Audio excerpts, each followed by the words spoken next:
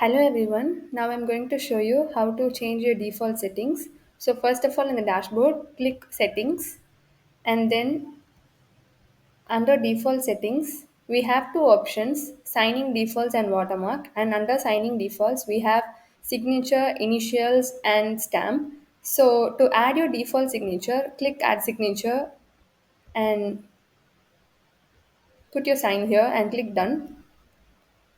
So your default signature is set. To add your default initial, follow the same step.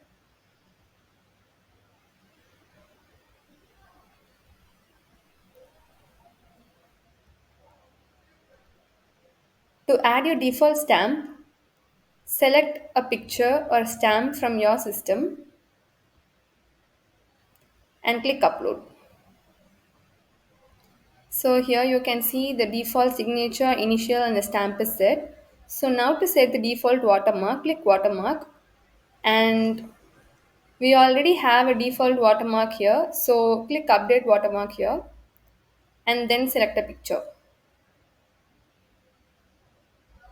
So your default watermark is also set.